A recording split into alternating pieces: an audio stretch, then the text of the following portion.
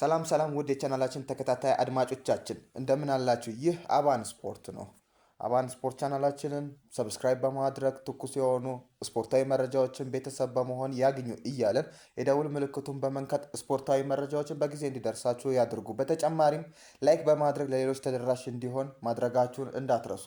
ተመልሰን መጥተናል። ውድ አድማጮቻችን የዋንጫ ፉክክር ለማስጠበቅ ዛሬ ማንቸስተር ሲቲ ከሜዳ ውጭ ተጉዞ ዌስትሃምን ይገጥማል። በዚህ ጨዋታ ነጥብ የሚጥል ከሆነ የዋንጫ ፉክክር ውስጥ ለመቀጠል አስጊ ደረጃ ላይ ይደርሳል። ስለ ማንቸስተር ሲቲ አብርሾ ምን አይነት ጨዋታ የሚያስመለክተን ይመስላል? ዛሬ ምሽት 5 ሰዓት ሲል ማንቸስተር ሲቲ ወደ ዌስትሃም ስቴዲየም አቅንቶ ዌስትሃምን ያስተናግዳል እና በዚህም ጨዋታ ላይ ምናልባት ማንቸስተር ሲቲ ነጥቦችን ድሮፕ የሚያደርጉ ከሆነ የዋንጫ ፉክክሩን አንተ እንዳልከው የሚጨርስ ይሆናል። ጋርዲዮላም ተናግሮታል ጋዜጣዊ መግለጫ በሚሰጥበት ሰዓት ነጥቦችን አንድ ጨዋታ ነጥብ ድሮፕ የምናደርጉ ከሆነ ከዋንጫ ፉክክሩ ኦልሬዲ 100% የምንወጣ ይሆናል ብሏል እና ያንን ደግሞ ላለማድረግ ተጋድሎ እናደርጋለን ብሏል። የዛሬውም ጨዋታ በጣም ከባድ ጨዋታ ይሆናል። ምክንያቱም ዌስትሃም ላለመውረድ ነው የሚጫወተው። ከ17ኛ ላይ ከሚገኘው የነጥብ ልዩነቱ አንድ ነው ከቶተናም ጋር ማለት ነው። ይህም ደግሞ ነጥቦችን ለመውሰድ ቶተናም ከሊቨርፑል ጋር ነው የሚያደርገው። ሊቨርፑል ምን አይነት ከባድ ቡድን እንደሆነ እናውቃለን፣ ነገ የሚደረገውን ጨዋታ ማለት ነው እና ምናልባት ዌስትሃምም ከወራጅ ቀጠና ለመውጣት በሜዳውም ከማድረጉ አኳያ ለማንቸስተር ሲቲ ትልቅ ፈተና ይሆናል ተብሎ ይጠበቃል።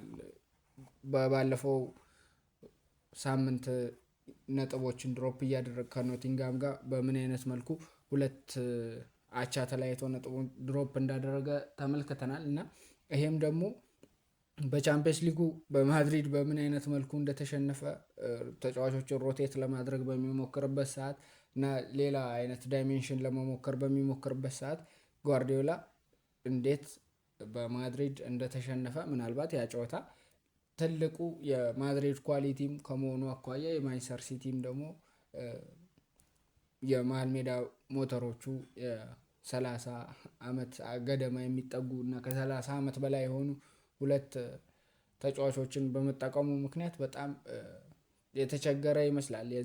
ያም ጨዋታ በጣም የማድሪድ ኳሊቲም እንደ ቡድን የተጫወቱበት ፎርምም በጣም አሪፍ እና የተዋጣለት ከመሆኑም አኳያ ማንቸስተር ሲቲን በሚገባ ያሸነፉ ይመስላል እና የመልሱም ጨዋታ ለመቀልበስም ትንሽ ከባድ ነው። የ3 ጎል ልዩነት ነው ያለው እና ያም ደግሞ በደንብ ማንቸስተር ሲቲ ትኩረቱን እዛ ላይ እንዲያደርግ ፕሪሚየር ሊጉ ላይም ምናልባት ካሁን በኋላ የሚደረጉ 4 ጨዋታዎች አራቱም የዋንጫ ፉክክሩን በደንብ የሚያጦዙ ናቸው። ያም ደግሞ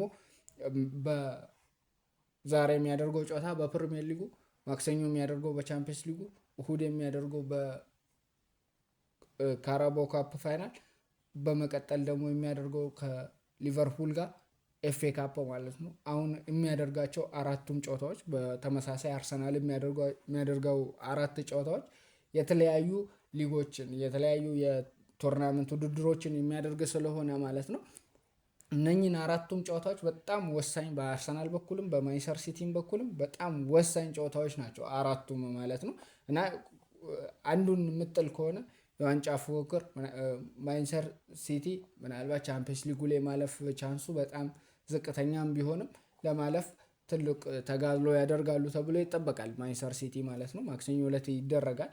አሁን ደግሞ በፕሪሚየር ሊጉ በዚህኛው ደግሞ ነጥቦችን ድሮፕ የሚያደርጉ ከሆነ በተለይ ምሽት 2:30 ሲል ከአርሰናል ጨዋታ በኋላ ስለሆነ ማለት ነው አርሰናል የሚያሸንፍ ከሆነ ነጥብ ወደ 10 ሰፍቶ ነው ማንቸስተር ሲቲ ጨዋታውን የሚያደርገው።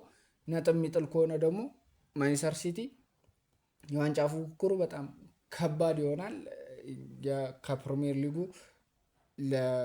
የፕሪሚየር ሊጉን ታይትሉን ለአርሰናል አስረክቦ ይጨርሳል ብዬ አስባለሁ። በእኔም በኩል እነሱም ያንን ይጠብቃሉ ብዬ አስባለሁ። ምክንያቱም የ9 ነጥብ ልዩነት በጣም ከባድ ይሆናል። ምክንያቱም አርሰናል የሚቀረው 7 ነው ጨዋታ ነው ማለት ነው ዛሬ የሚያሸንፍ ከሆነ ማለት ነው።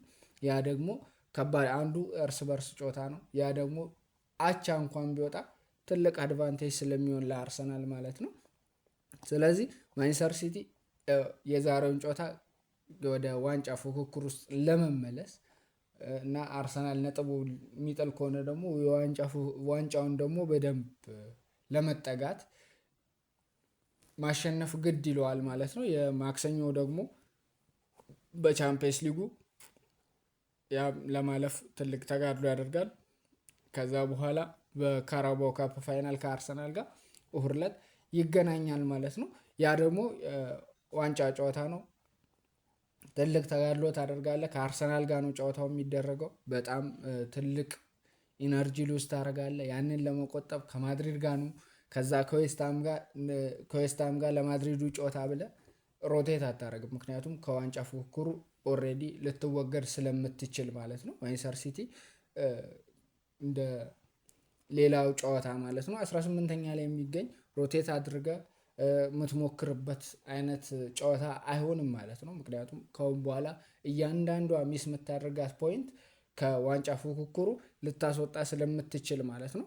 በኤፍኤ ካፑ ደግሞ ከሊቨርፑል ጋር ይጫወታል። ያ ደግሞ ለማንቸስተር ሲቲ ትልቁ ፈተና ነው ማለት ነው።